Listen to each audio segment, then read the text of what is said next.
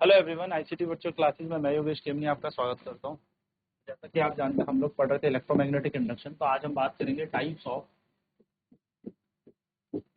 Electromagnetic induction,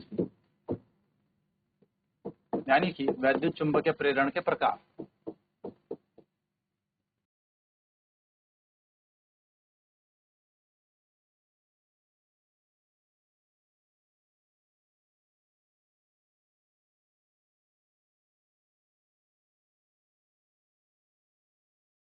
ये दो प्रकार का होता है।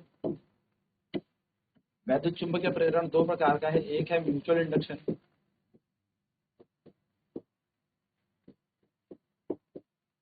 और दूसरा होता है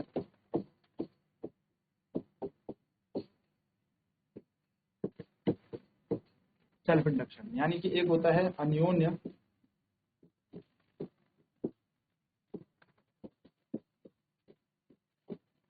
प्रेरण और एक होता है हमारे पास स्वप्रेरण। तो दो तरीके के हमारे पास प्रेरण होते हैं। चलिए बात करेंगे म्यूचुअल इंडक्शन की।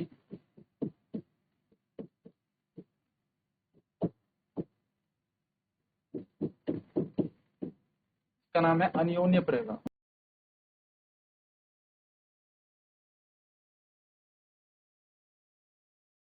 ठीक है ना। स्वप्रेरण की म्यूचुअल इंडक्शन की बात करेंगे अन्योन्य। तो यहाँ पे क्या है, यहाँ पर एक कॉइल हमारे पास ऑटोमेटिक पहले से ही होती है, जिसके अंदर एक हमने क्या लगाया रहता है, रियोस्टेट यहाँ पर एड ऑन किया रहता है। यहाँ पे होती है बैटरी, ठीक है। और यहाँ पर इससे बिना टच के एक दूसरी कॉइल हमने यहाँ पर रखी होगी, जिसके अंदर हम सिर्फ एक गैल्वेनोमीटर यहाँ पर। जब हम यहाँ पर पहली कॉइल में करंट फ्लो करवाते हैं तो number of flux linkages change होता है। और फ्लक्स लिंकेजेस के कारण क्या होता है, इस कॉइल के अंदर एक ईएमएफ सेटअप हो जाता है, जिसके कारण इसके अंदर एक करंट आ जाता है। जब हम इसके अंदर से करंट बंद कर देते हैं, यानी कि हम प्राइमरी, इसको हम प्राइमरी बोलेंगे, इसको हम सेकेंडरी बोलेंगे, यानी कि प्राथमिक और दूसरी। जब हम दूसरी कुंडली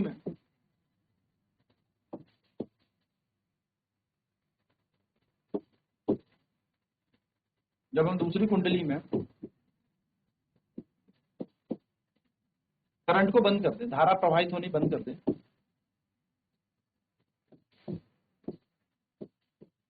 तो करंट की डायरेक्शन यहाँ पर रिवर्स हो जाती है, यानी कि यहाँ पर करंट की दिशा उल्टी घूम जाती है, रिवर्स हो जाती है। इस प्रोसेस को हमने क्या बोला, यहाँ पे जो धारा आई इसको हमने इंड्यूस करंट बोला, प्रेरित धारा बोला।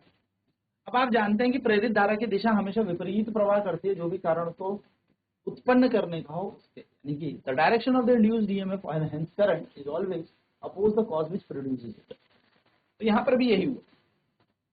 तो हुआ क्या, when the number of magnetic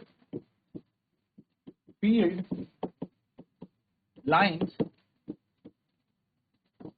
changes on one of the coil and the EMF hence current is induced in secondary coil,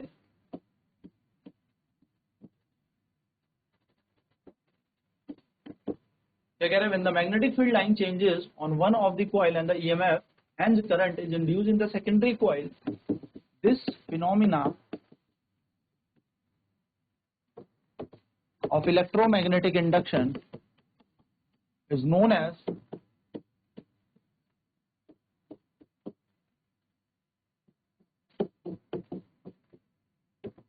mutual induction और इंडक्टेंस। क्या कह रहा है, जब एक कुंडली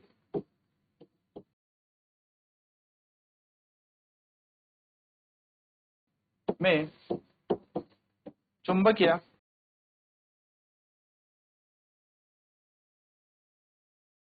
फ्लक्स का चुंबकीय फ्लक्स या चुंबकीय क्षेत्र रेखाओं चुंबकीय क्षेत्र रेखाओं का परिवर्तन किया जाए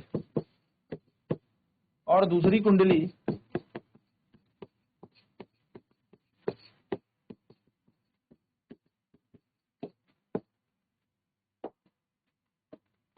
में धारा, मैं कहूं दूसरी कुंडली में प्रेरित वैद्युत वाहक बल और प्रेरित धारा की उत्पत्ति हो तो वैद्युत चुंबकीय प्रेरण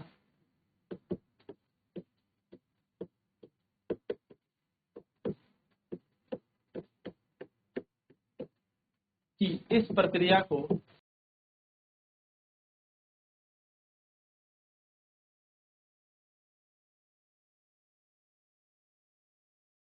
अन्योन्य प्रेरण कहा जाता है। चलिए फटाफट से नोट करेंगे।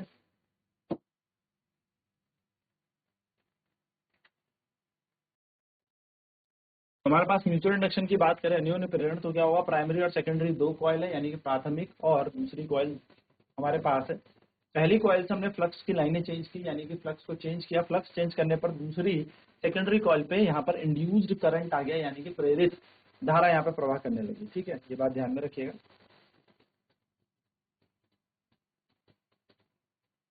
चलिए नोट करेंगे।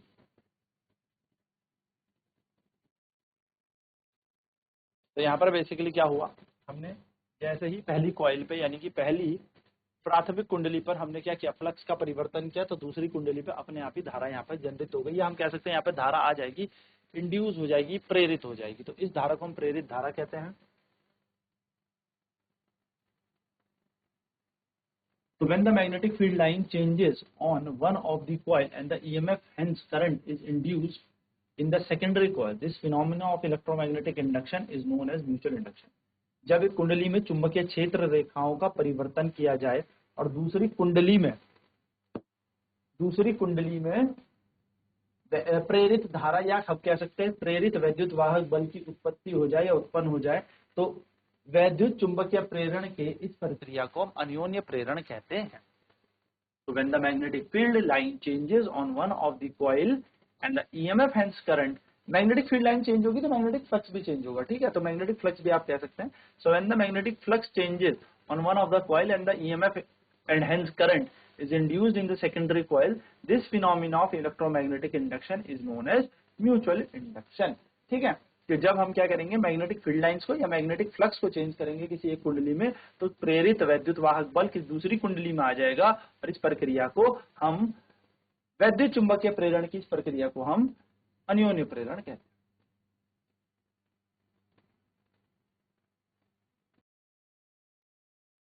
तो जब हम एक कुंडली में क्या करेंगे, फ्लक्स का परिवर्तन करेंगे, दूसरी कुंडली में धारा आ जाएगी, तो उसको हम कहते हैं वैद्युत चुंबकीय प्रेरण, और इस प्रक्रिया का अन्योन्य प्रेरण कहा जाता है। चलिए बात करते हैं कोएफिशिएंट ऑफ म्यूचुअल इंडक्शन की।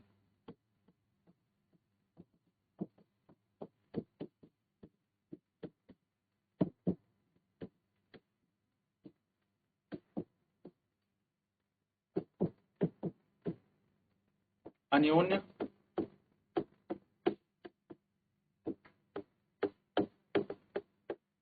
प्रेरण का गुणांक m से हम इसको दर्शाते हैं m से।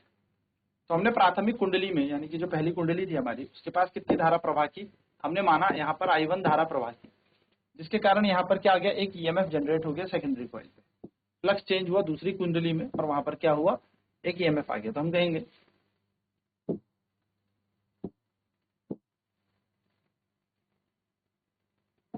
The current flowing in the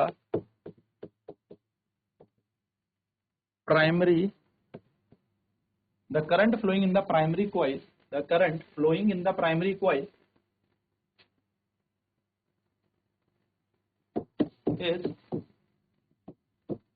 directly proportional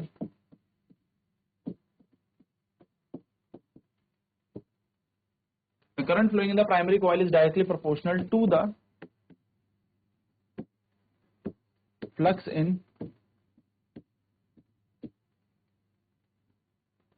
secondary coil. क्या कह रहा है? प्राथमिक या पहली कुंडली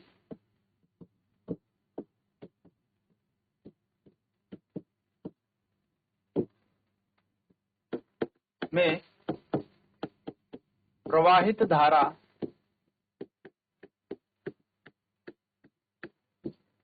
दूसरी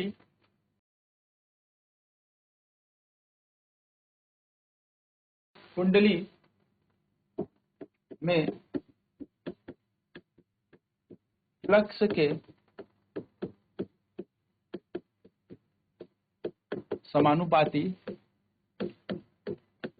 होती है। यानी कि जितना ज्यादा आप करंट पहली कॉइल में फ्लो कराओगे उतना ज्यादा आपका सेकेंडरी कॉइल यानी कि दूसरी कॉइल में फ्लक्स चेंज हो जाएगा या फ्लक्स आ जाएगा। अब अगर मैं यहां से इस पॉइंट को लिखूं तो यहां से हमें पता है कि if n is the number of turns या n2 is the number of turns in secondary coil, अगर मैं कहूं n2 दूसरी कुंडली में फेरों की संख्या है,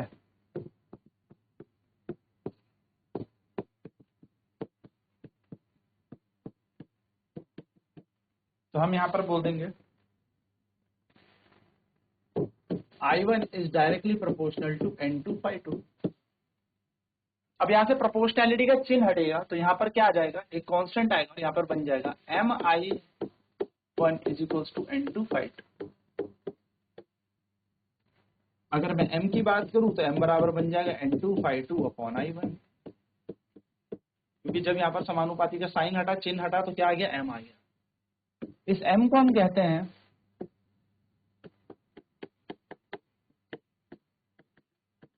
कोफिशिएंट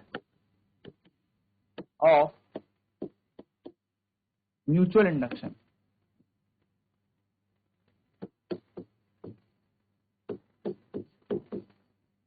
इस m को कहते हैं हम अन्योन्य प्रेरण का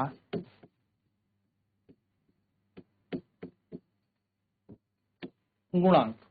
ठीक है, m हो गया हमारा कोफिशिएंट ऑफ म्यूचुअल इंडक्शन। चलिए नोट करेंगे फटाफट।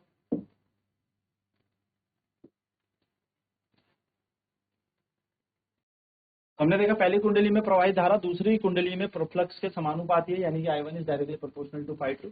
सो if N2 is equal to number of turns in the secondary coil, यानी कि N2 हमारे पास दूसरी कुंडली में फेरों की संख्या है, तो दूसरी कुंडली में फेरों की संख्या N2 है, तो हम क्या कर देंगे I1 बराबर N2/2, क्योंकि जितना ज्यादा कुंडलियों का नंबर होगा उतना ज्यादा फ्लक्स चेंजेस होता जाएगा। तो यहाँ पर बन जाएगा I1 बराबर N2/2, प्रोपोर्शनैलिटी का साइन हटेगा तो यहाँ पर आ जाएगा MI1 बराबर N2/2, m का मान आ जाएगा N2/2 अपॉन I1। सो m को बोलते हैं कोफिशिएंट ऑफ म्यूचुअल इंडक्शन, अन्योन्य प्रेरण का गुणांक हम इसको यहाँ पर कहते हैं। तो m बराबर N2/2 अपॉन I1 यहाँ पर हमारा क्या बन जाएगा, m यानी कि म्यूचुअल इंडक्शन के कोफिशिएंट का फॉर्मूला। ये फॉर्मूला याद रखना है, इसी से हम EMF की वैल्यू भी निकालेंगे, यानी कि वैद्युत वाहक बल का मान भी निकालेंगे। आज के क्लास में इतना ही। ICT वर्चुअल क्लासेज में जुड़ने के लिए धन्यवाद। आपका दिन शुभ।